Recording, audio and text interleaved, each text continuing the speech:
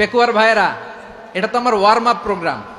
আমার বিভাগীয় প্রোগ্রাম হচ্ছে 8 বিভাগে 8টা। কয়টা? এটা কেন নিলাম? নেয়ামতুল্লাহ নিজামীর জ্বালা থেকে বাঁচার জন্য নিলাম। ওর জ্বালাতনে ও পারে না মালয়েশিয়া থেকে আমরা টেনে নিয়ে আস, চার্টার ফ্লাইট ভাড়া করে পারে না নিয়ে আস। এমন কোনো মাধ্যম নাই, এমন কোনো ওয়ে নাই সে ধরে নাই।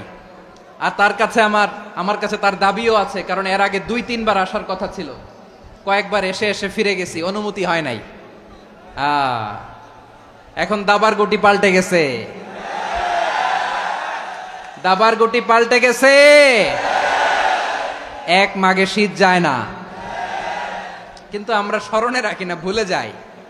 এটাই বড় আফসোস প্রিয় ভাইরা। তো এটা ওয়ার্ম আপ প্রোগ্রাম, এটা ওয়ার্ম আপ উদ্বোধনী প্রোগ্রাম, বিভাগীয় প্রোগ্রাম আমার জানুয়ারি থেকে শুরু। তো যা যা করছেন আমার সাথে পেকুয়াতে সব কিন্তু বয়ান দিব, ওই জায়গায় সব বলে দিব পেকুয়াবাসী কি করছে। আমি তো ভাবছি পেকুয়ার জেনারেশন জি আমাকে এমন ভাবে রিসিভ করবে, আমার কোনো ব্যাগ পেতে হবে না, কষ্ট পেতে হবে না। আমাকে স্মার্টলি তারা স্টেজে রিসিভ করবে, স্মার্টলি তারা সেফ এন্ট্রি সেফ এক্সিট দিবে। তো বাস্তবে তো উল্টা, একেবারে উল্টা। আমি জানি জায়গা নাই, ওই যে দেখছেন উত্তর রেডি আছে। আমি জানি যে ধারণ ক্ষমতার অনেক বেশি লোক হয়ে গেছে, এটা আমি জানি।